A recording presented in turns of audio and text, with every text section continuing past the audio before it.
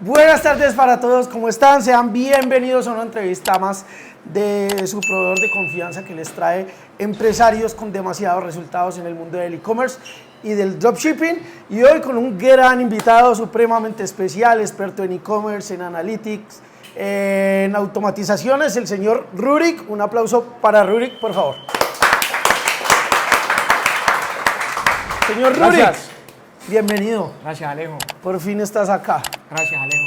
Para explicarte un poquitico el formato y a las personas que están viendo, me encanta grabar entrevistas a personas que tienen resultado, pero lo que quiero mostrarles es la persona que está detrás del empresario, el ser que está detrás de cada empresario y por supuesto todos sus tips y conocimiento para que ustedes puedan tener exactamente el mismo resultado. ¿Listo? Entonces, señor Rurik, cuéntenos, ¿quién es usted? ¿De dónde viene? ¿Cuántos años tiene?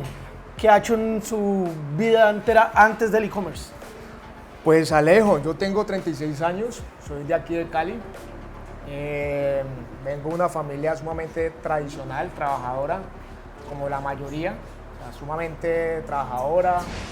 Estudié a nivel profesional diseño gráfico. Posteriormente empecé a hacer temas de posgrado y empecé a involucrarme en temas de mercadeo, pero el mercadeo tradicional.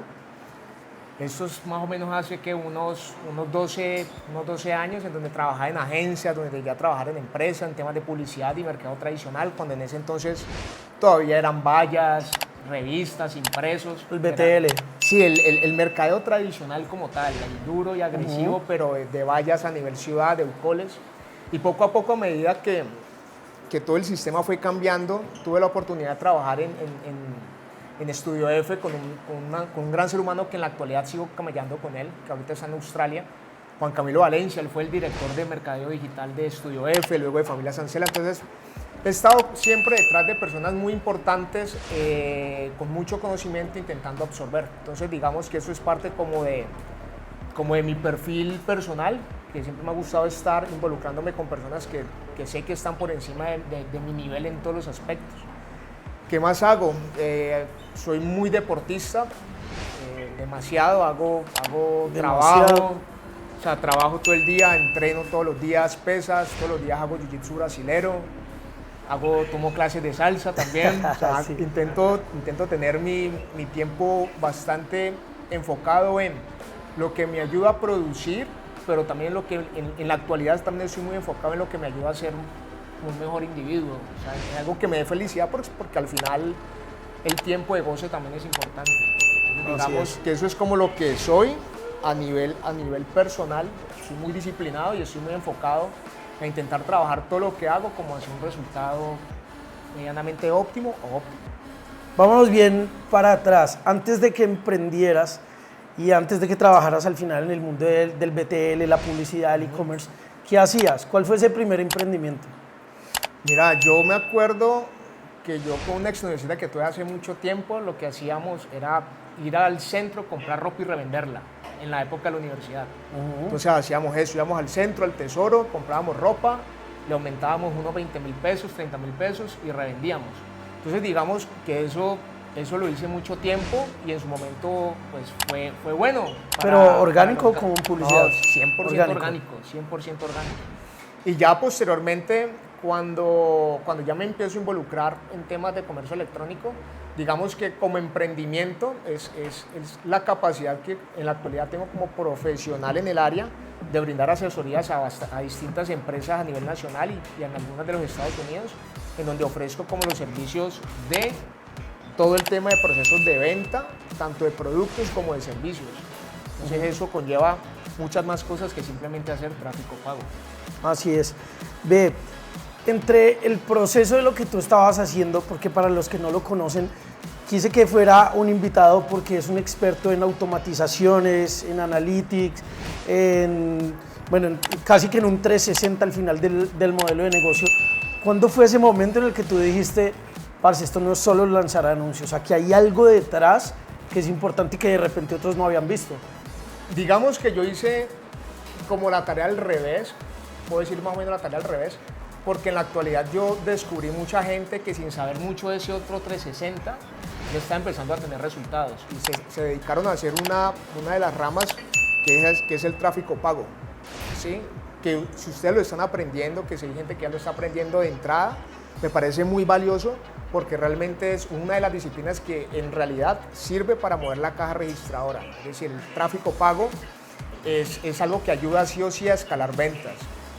Yo sigo a un mentor, por así decirlo, de analítica web, que es un hindú, y él es un monstruo, y él brinda asesorías a muchas empresas a nivel mundial, y él dice que tiene la posibilidad de ver la adquisición de tráfico de todas las empresas, de muchas empresas, y él identifica que realmente lo que ayuda a escalar los negocios es el tráfico pago. Entonces, digamos que ustedes, pues todas las personas que están aquí atrás, que están aprendiendo a meterse en este mundo directamente con el tráfico pago, es súper valioso.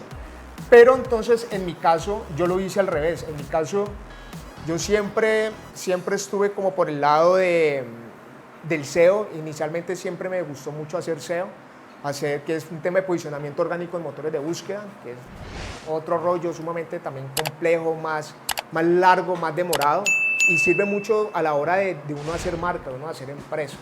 Entonces, digamos que cuando uno empieza a conocer como la necesidad de o la experticia de cada medio de tráfico, uno empieza a identificar qué puede servir para el negocio que uno tiene o qué no. Entonces, también eso me ayudó a aprender de email marketing, de analítica web. En la actualidad, uno de los temas que más me apasiona por lo difícil que es y que siempre lo tuve como un reto, era el tema de la analítica web. ¿Por qué? Porque cambia mucho.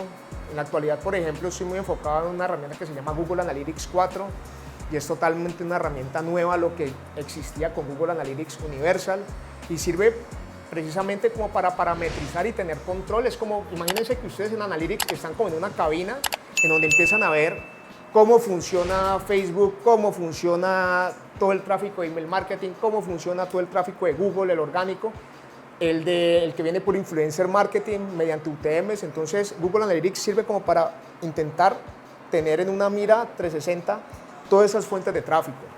Entonces, digamos que en un inicio ese fue como mi background antes de meterme de full al tema del tráfico pago, que también posteriormente, pues en realidad soy muy gomoso y me metí también de lleno y es parte de las actividades que a nivel profesional hoy en día hago. Todo el tiempo me estoy capacitando, involucrándome en procesos de testeo, que incluso eso es parte de las mentorías que estamos brindando en Dropstar. Digamos algo bien importante.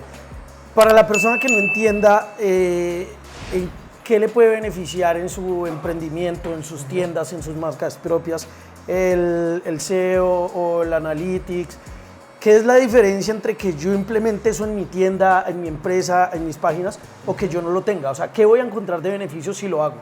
Mira, hay algo muy bonito con el tema del proceso de e-commerce en la actualidad, es que ya la gente puede empezar a tener resultados empezando netamente con hacer anuncios pagos. Ya. Y eso en realidad es muy bonito y es muy gratificante porque es una oportunidad de vida y de negocio que hoy en día es muy difícil adquirir en cualquier otro rubro. Es decir, si ustedes hoy en día dicen, no, es que quiero emprender, quiero montar un local en Unicentro, ¿cuánto cuesta un local en Unicentro? ¿Cuántas trabas le ponen para que ustedes puedan acceder a tener un beneficio para poder acceder a un local de esos? O sea, un local en un centro comercial no baja de 10 millones de pesos. Y para eso tienen que dejar pagos como 3, 4 meses.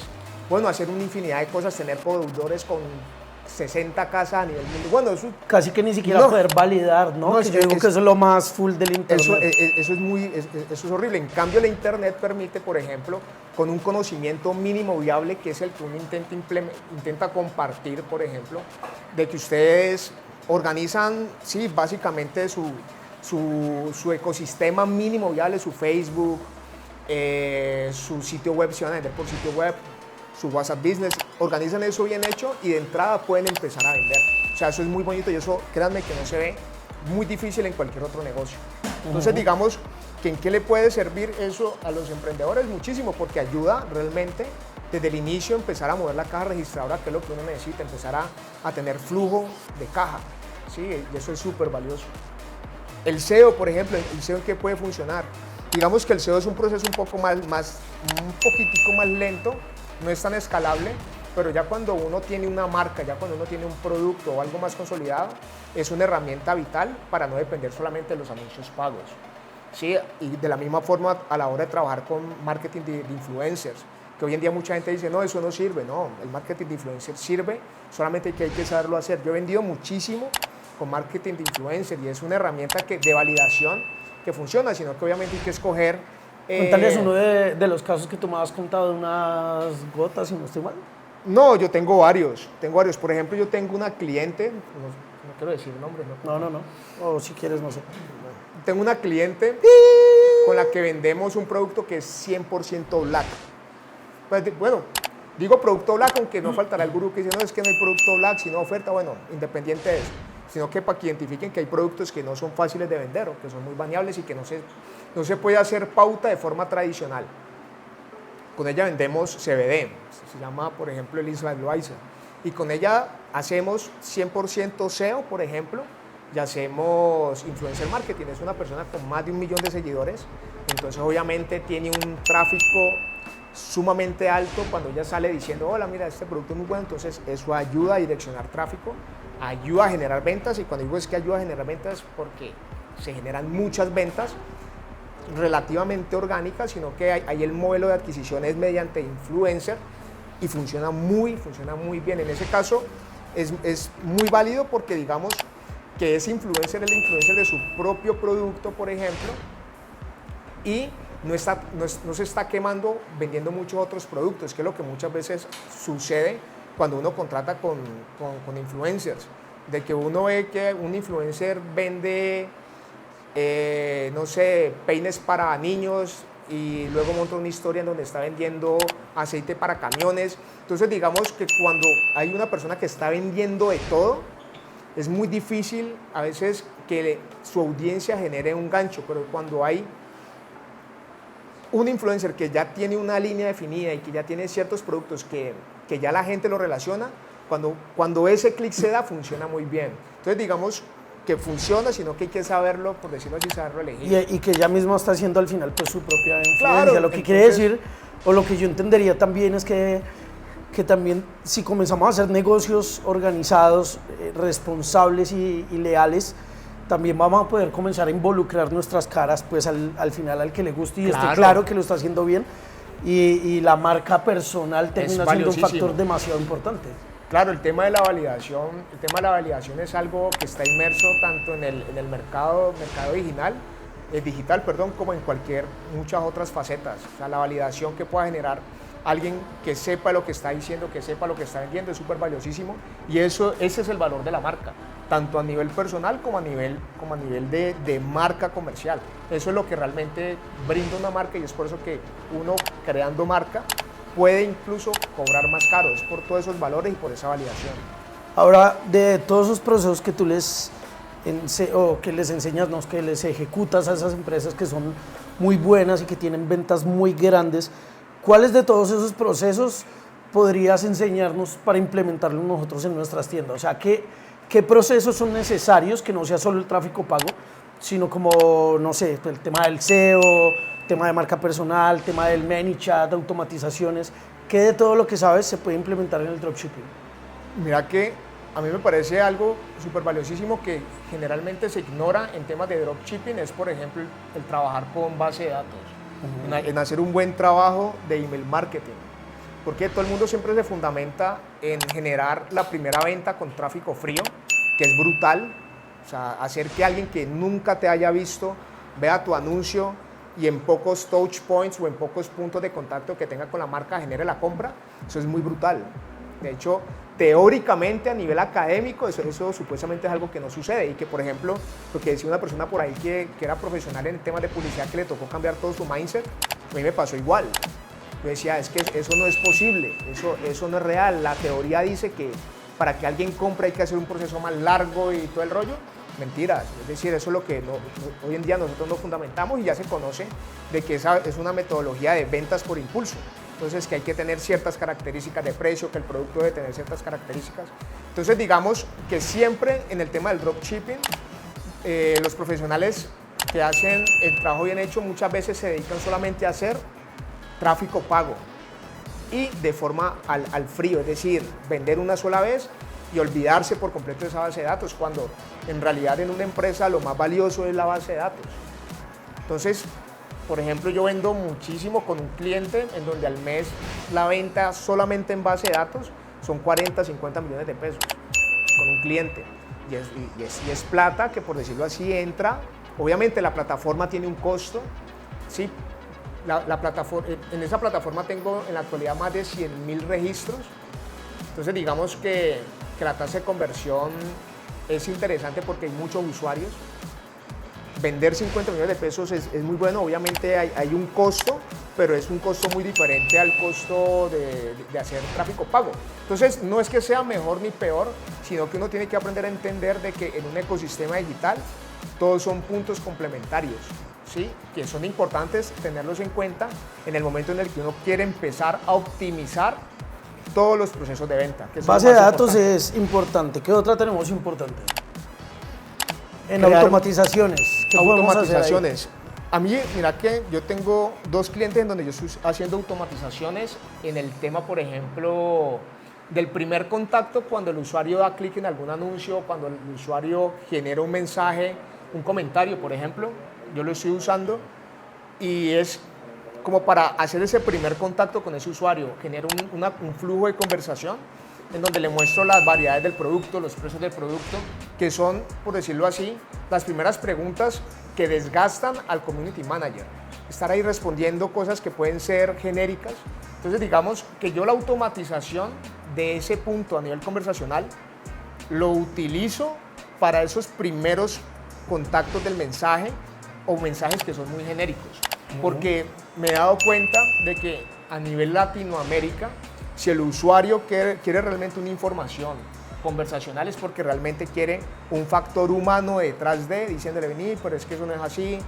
Por ejemplo, yo soy muy metido en el tema de ropa. Yo vendo ropa de mujer. De hecho, es uno de los productos que más vendo en la actualidad. Y vender ropa es muy difícil. ¿Por qué? Porque tiene muchas variables, que es muy diferente a lo que sucede con dropshipping. Que lo bonito de dropshipping es que uno casi intenta tener unas características de producto que no tenga tanta variable. Con la ropa hay mucha variable, que la talla, que si la S que compro aquí es la misma S de Zara, que si esa tela pima es la tela pima que yo compro, que si el rojo es realmente el rojo como se ve. Entonces hay muchas variables y esas variables se convierten en objeciones y eso dificulta la venta. Entonces si uno intenta vender de forma fría a ese público, con esas características es muy difícil. Vender ropa puede ser algo complejo, al igual que vender calzado, por ejemplo. Sí, ¿Cuál plataforma le recomiendas tú para gestionar esas automatizaciones? ¿Cuál usas tú? ManyChat, que es la misma que hemos trabajado acá. ManyChat, hay una que se llama Como, por ejemplo, Como, que anteriormente era Amo, y funcionan muy bien, sino que lo que yo siempre le digo a la gente, no se pueden confiar y pretender de que esas automatizaciones vayan a hacer la venta, no. Es una ayuda, por ejemplo, como lo es la página de aterrizaje, que sirve como para dar información, ¿sí?, inicial y a nivel conversacional. Si el usuario ya quiere ampliar la información, ahí pues ya entra un agente real que no se va a desgastar respondiendo preguntas básicas. Para eso es que yo utilizo el tema de las automatizaciones. La del email, ¿cuál usas? Yo para email marketing trabajo con Klaviyo o Clavillo, me dicen. Hay otras muy buenas, pero digamos que a nivel genérico de e-commerce, en temas de costo-beneficio, Klaviyo o Clavillo funciona muy bien. Realmente funciona espectacular. Esa es con la que yo trabajo y con todos los clientes y funciona muy bien. Desde tu experiencia, ¿cómo lo haces? ¿Qué tanta conversión, qué tanto porcentaje en conversión uno puede rescatar a través del email? Mira, ahí varía mucho, como casi todo en un mercadeo, todo depende. Todo depende de cómo se haya adquirido la base de datos. No es lo mismo decir, voy a enviar una base de datos que me acabé de conseguir porque pagué 200.000 pesos a un amigo y me dio una base de datos de 5.000 personas y voy a enviar un correo electrónico. Lo más seguro es que si lo envíes te bloqueen la plataforma.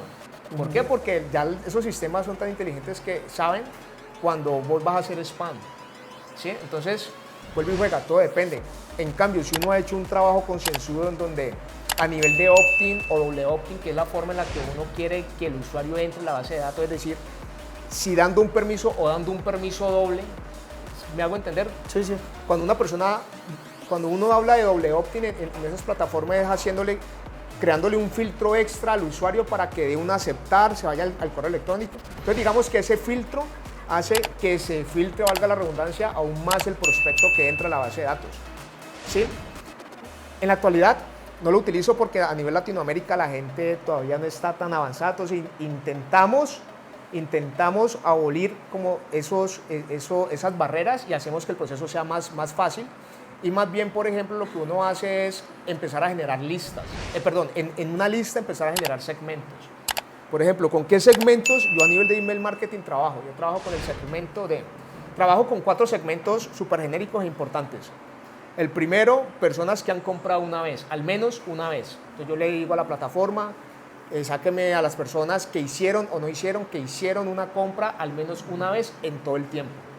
Ese es un segmento. El otro segmento son personas que nunca han comprado, pero que han abierto correos electrónicos o que han interactuado. Es decir, personas que sí han abierto algún correo electrónico, pero que hasta la fecha no han comprado. Eso quiere decir que tal vez son personas que hicieron un carrito abandonado o que se registraron en el pop-up de mi sitio web, pero no han comprado hasta la fecha. Sí. Es decir, hay ahí un potencial cliente. Y está el otro segmento que se llama nunca han interactuado y nunca han comprado. Okay. ¿Listo? Y siempre excluyo, por ejemplo, un segmento que se llama bounce, soft bounce. Es un segmento que quiere decir que es como que el sistema los identifica como si fueran como usuarios que no tienen mucha relevancia para la plataforma. Y los excluyo para que Klaviyo no me penalice, pues, por así decirlo. Entonces digamos que con esos 4 segmentos es con los que yo más trabajo y tengo un segmento, por ejemplo, el cual obviamente depende del tipo de producto al cual yo le digo a ese segmento, escógeme a las personas que no me han abierto un correo en un plazo máximo de 10 meses y que nunca hayan interactuado con ningún correo, que no hayan abierto ni interactuado. Y lo que hago es, después de los 10 meses, si nunca han hecho ningún tipo de acción, los elimino de la plataforma. ¿Por qué? Pues porque obviamente eso me genera bulto y eso me genera sí, tener una base de datos limpia. Exacto, pero uno puede, ahí ya vuelve y juega, ya es un tema de la conciencia del producto de uno, del lifetime value que uno tiene sobre el producto y sobre la marca, ¿sí? Y uno con respecto a ese lifetime value uno puede generar esos tiempos para uno empezar a eliminar ese tipo de lista. Yo a esa lista le llamo la lista zombie. Personas que están pero que no tienen ningún tipo de relevancia. Sí, que es importante también eso, que una base de datos sea completamente limpia. Pues, sí. O supremamente filtrada, pues. Sí. Yo he conocido casos también de la compra de bases de datos, del etcétera, pero por supuesto que eso no va a funcionar y ahora no sé qué tantos de acá que ya estén vendiendo se han tomado esa tarea de verdad de tener esa base de datos de dónde vienen, claro, edades, qué tipo de productos, el etcétera, porque creo que ese remarketing es posiblemente algo que sí vuelve sostenible o escalable. Totalmente. Y uno puede llegar mucho más lejos porque esos sistemas de automatización funcionan como un CRM. Entonces, el CRM lo importante es uno poder tener la mayor cantidad de información posible o smart, eso se le llama smart data, porque no se trata de solamente tener muchos datos innecesarios, sino tener los datos que uno necesita para poder identificar comportamientos generales de todos esos usuarios y empezar a hacer un trabajo comercial. Claro. Por ejemplo, si yo vendo ropa y yo identifico que mi cliente tiene una niña, una hija, por ejemplo, que está en proceso de crecimiento, yo por ahí también me le puedo empezar a meter y empezar a ofrecerle productos que también le puedan servir para su hija, si estoy vendiendo productos, por ejemplo, que también tengan para niños. Entonces, digamos que la base de datos va mucho más allá y puede ser tan complejo como uno quiera. Uno puede generar flujos de automatización, por ejemplo, si una persona ve tal producto mediante una URL que se dispare un flujo automatizado de correos electrónicos, de mensajes de texto. Puede ser tan complejo como uno quiera. Incluso en las empresas grandes Por ejemplo, en la empresa en donde está la persona con la que yo trabajo en Australia, hay un equipo dedicado, un equipo de 6 personas dedicado solamente a hacer temas de data para email marketing. Sentados solamente haciendo análisis, enviando correos electrónicos, muchos correos electrónicos al día. Eso no quiere decir de que una persona va a tener muchos correos electrónicos, no, porque lo que uno hace es, como les digo, hacer segmentos, y esos segmentos son automáticos, son dinámicos, perdón. ¿Y qué son dinámicos? Es decir, que yo pongo una información técnica y el sistema lo que hace es traerlos de la lista de forma dinámica y se va alimentando ese segmento, eso es poderosísimo. Ahora, para personas que estén comenzando, desde tu experiencia, ¿qué deberían, quitando por supuesto el tráfico pago, qué deberían desde ya, sin importar que sean pequeños, implementar? Ahora, yo sé que hay muchas cosas, yo en mi caso diría que ese es un tema puntual y que aunque a veces pareciera tan engorroso, lo que a mí me hace pensar, lo que yo he pensado es, si yo hubiera desde hace 6 años que tengo Atma, alimentado toda esa base tan profesional como se tendría que hacer, pues es brutal. ¿Qué de lo que sabes hacer ahora, o desde tu experiencia, algo que tú digas, una tienda sí o sí tiene que arrancar con esto? Yo voy a decir algo que puede ser un poco a veces miedoso, que es el tema de las implementaciones de temas de Google Analytics. ¿Por qué? Porque lo que hace es reunir data a través del tiempo. Sino que, ¿qué sucede con el tema de Google Analytics? Que en la actualidad no hay muchos profesionales hablando del tema, porque es un perfil que no es tan cool como la venta, ¿sí? Pero que obviamente hace parte de la venta. ¿Me hago entender? Entonces, el tema de Google Analytics, si todos tuvieran la oportunidad de poder hacer una configuración o una implementación de unas herramientas de esas, sería brutal, ¿sí? No con el fin de que voy a instalarlo y ya voy a vender, no, porque el objetivo no es vender con prontitud, sino que lo que hace es generar data para yo poder optimizar las ventas en un plazo corto, mediano y largo, que eso me parece brutal. Entonces, como eso no es retroactivo, es decir, si yo no lo tengo implementado, no me puedo devolver a sacar información, yo soy de los que pienso de que la instalación de un Google Analytics desde el inicio sería hermoso, sino que yo entiendo de que la configuración es compleja y que no es fácil de conseguir profesionales que ofrezcan eso. Ok, listo. Ahora, parce, volviendo al tema de la mentalidad y lo que te decía, siempre nos ha gustado mucho saber quién es el ser humano detrás de ese empresario. ¿Cómo es ese ritual tuyo? ¿Cómo es ese día a día? Ya no desde esa parte técnica del marketing, sino desde la parte del ser. ¿Cómo se prepara Rurik para poder ejecutar todo lo que ejecute y al final tener resultados? No, yo no sé tampoco cómo hago para dividir mi tiempo, la verdad. Yo me despierto, lo primero que hago es desayunar. Yo como 6 veces al día. O sea, una bestialidad. Toda la plata se me da en comida. Entonces, digamos que intento levantarme bastante temprano para que el día me rinda. Trabajo toda la mañana, por ahí de 7 a 11:30 que me voy al gimnasio. Entreno con mucha disciplina hasta las 2, me devuelvo de nuevo a seguir trabajando hasta las 6 y ahí me voy a clases de salsa o voy a clases de salsa y luego me voy a entrenar jiu-jitsu brasilero, que a veces también doy clases de jiu-jitsu. Entonces digamos que sí tengo una vida bastante disciplinada. Entonces eso sí es como una característica que tiene que estar inmersa en lo que yo hago. Disciplina al 100%. Yo eso que a esa rutina no le estoy implementando cuando todavía estoy terminando mi segunda maestría, que es en analítica web, ¿sí? De las mentorías que uno a veces saca o cuando estamos dando clases.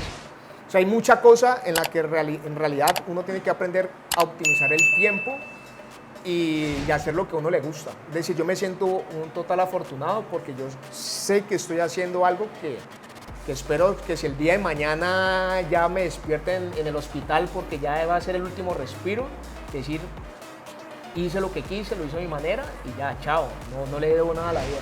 ¿Qué despertó lo que estoy intentando fundamentar mi vida ahora. ¿Qué despertó esa disciplina en ti? ¿Fue tú disciplinado y llegaste al e-commerce o de repente el e-commerce te hizo ver como si no me vuelvo más disciplinado de repente no voy a adquirir determinados logros? ¿O cómo fue?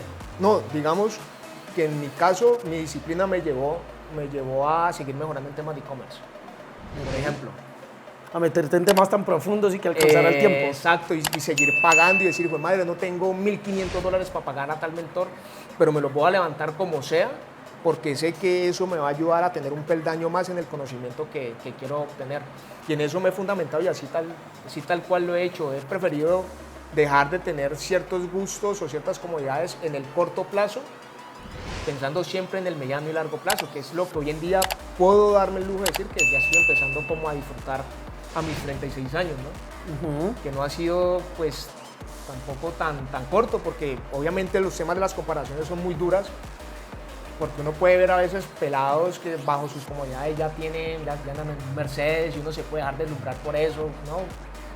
Pero yo en eso sí he sido, he intentado respetar mi proceso, por ejemplo, saber que es un proceso que todos tenemos tiempos diferentes, y sí me he involucrado en invertirle netamente a la educación. Entonces, digamos que para cerrar a eso, ¿qué consejo le puedes dar hoy a una persona que esté empezando teniendo todas las variables? Si es joven, si es viejo, si tiene plata, si no tiene plata. ¿Cómo cerrarías hoy dándole un consejo? Que se eduquen en todo lo que más puedan, que se eduquen en todo lo que más puedan, tanto a nivel técnico, práctico, de lo que les va a ayudar a tener su sostenibilidad económica, ¿sí? Como también en la parte emocional, espiritual. Si usted cree en Dios o en algún Dios o en alguna deidad y se quiere meter full, hágalo, pero hágalo bien hecho. Si cree en movimientos filosóficos, como en mi caso hoy en día estoy metido con el tema del estoicismo, y muchas metas, y estudie y aprenda y vea cómo puede mejorar eso en su día a día y a nivel deportivo, profesional, humano, en todos los aspectos. Diría que es muy enfocado a eso, que se eduquen y que siempre sean personas correctas, buenos seres humanos. Ser muy correcto, la rectitud y el hacer bien las cosas sí o sí abren puertas y generan resultados. Lentos o rápidos, pero los genera. Entonces, eso sí estoy muy claro. Así es. Por último, ¿cómo ha sido tu experiencia de trabajar con Atma? ¿Qué piensas que también de repente que podríamos nosotros mejorar?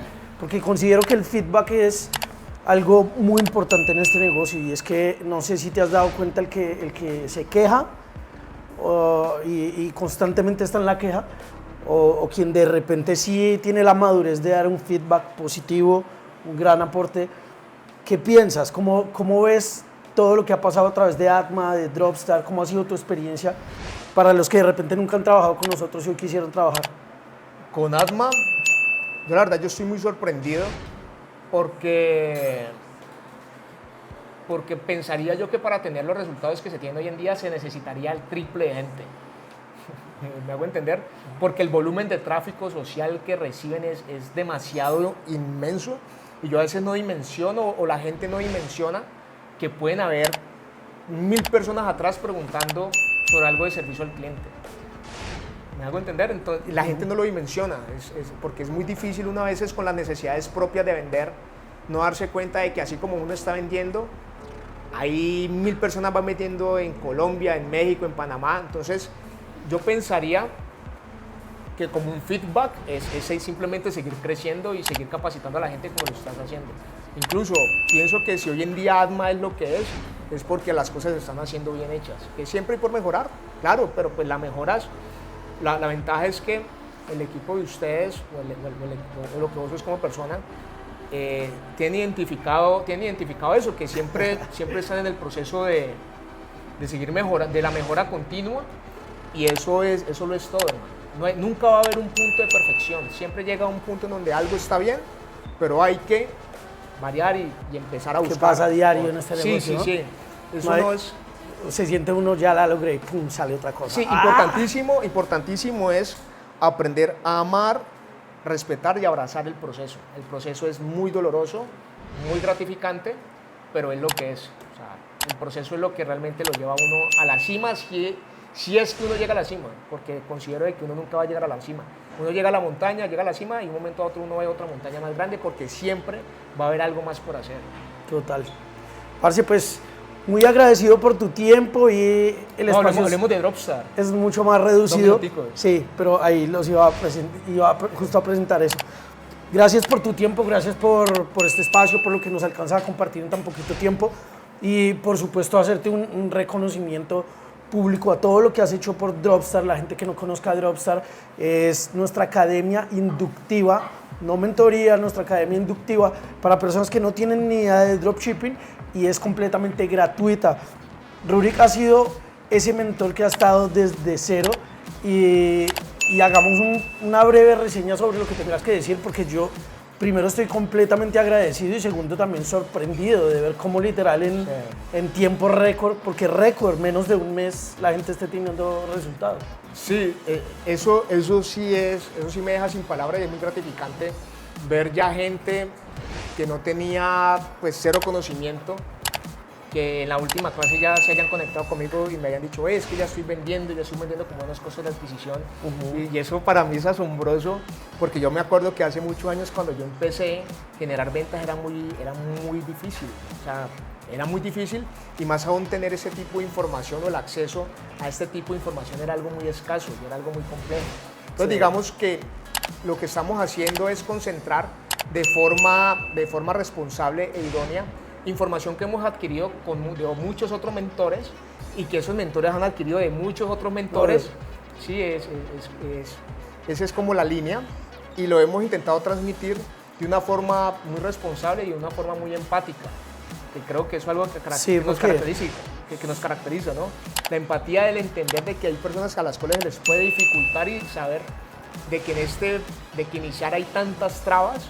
Y que están literal, sí, desde cero. Y eso a mí me causaba tanto dolor porque yo decía, sí, vamos a vender, pero yo en el fondo decía, madre, yo sé que es tan complejo empezar a estructurar todo y que ya pues con Camilo y con el resto de gente, ya uno empieza a ver de que se conecten, hey, parce, es que ya estoy vendiendo, o que le escriben a uno por DM, pues ya que ya lancé la campaña de testeo, como me explicaste, la metodología 2 que explicaste, y ya empecé a generar ventas, esto no me funcionó, ¿qué hago? Entonces es bacano, realmente es muy gratificante, es muy bonito ver que hay gente que ya le empieza a meter la ficha y que empieza a tener los resultados que desean.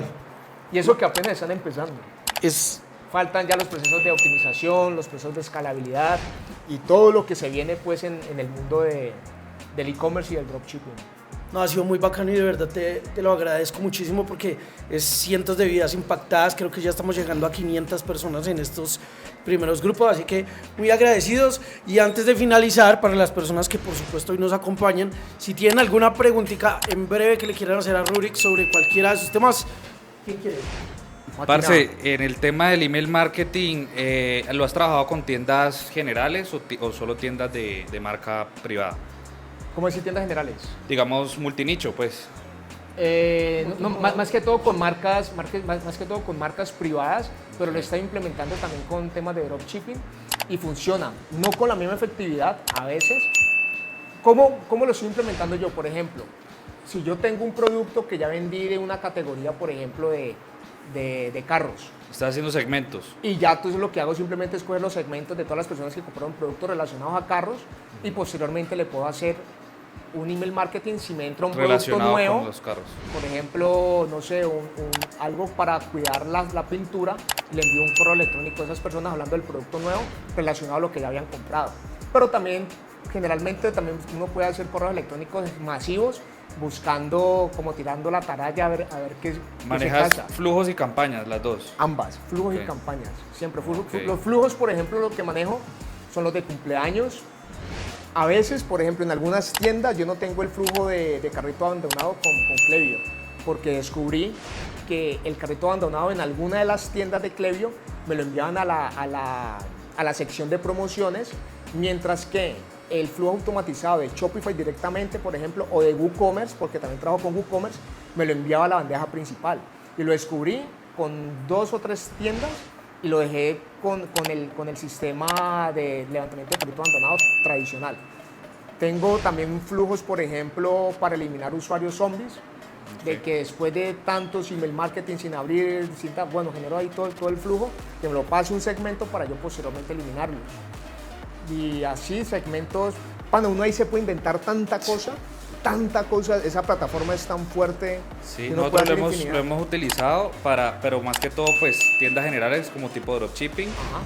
Y la experiencia que hemos tenido ha sido que puede representar el 1.5% de las ventas, que igual pues no es malo, pues porque, pero pues yo creo que el secreto está en lo que tú dices, como de, pues como una tienda general, pues le llega la misma información a todos, pero si se hacen segmentos por producto, pues ya la información es mucho más Sí, ahí cuál va a ser el tema. pero pues no nos hemos metido mucho en eso. No les voy a mentir, una buena base, se dice, esto se lo escuché yo una nena que se llama Manuela Villegas, que ya es una máquina. Ella decía que una base de datos responsable para una empresa es por encima de 10.000 usuarios, de 10.000 registros. Sí, nosotros tenemos como 100 y pico de mil, pero igual hay de todo, o sea, tanto hay de carros, hay de salud, hay de... En una de las tiendas en la que yo sí vendo como 40, 50 mensuales, es una base de datos de un solo segmento, perdón, de un solo producto, de una sola marca. Entonces digamos que lo que hay son mujeres que ya compraron productos relacionados de mujeres. Entonces eso sí hace la diferencia, porque si tenés una tienda de dropshipping, por ejemplo, como puede suceder con Dafiti, con Falabella, de que una mujer compró, no sé, un maquillaje para el acné, pero me entró un producto que es para uñeros de hombres, por ejemplo, estoy en una boda. Obviamente si se envía eso de forma masiva, a la vieja que compró no le va a interesar. Entonces uno tiene que intentar buscar ser coherente con eso, que obviamente es difícil en el trajín diario, pero a eso a lo que uno tiene que intentar buscar llegar. Sí, eso toca empezar a trabajarle más cuando uno crea marca. Sí. Yo sí creo que sí, si no se implementa se está dejando de ganar plata. Literal. No, y la base de datos es básico, la base de datos es básico y todo el mundo, pues muchísima gente falla en eso. Bueno, Alejo. señor Rurik, hemos llegado al final de nuestra primer entrevista fulminantemente rápida. Espero que se vengan muchas más. Gracias por todo el apoyo en Dropstar. Gracias por estar aquí hoy con nosotros junto a esta comunidad caleña que se está volviendo cada día más grande y se va a volver mucho más grande. Espero a todos que les haya gustado, que compartan allá esta información de Rurik, que mantengan conectados para que traigamos a muchos más invitados. Cuídense mucho. Bye. Alejo, gracias.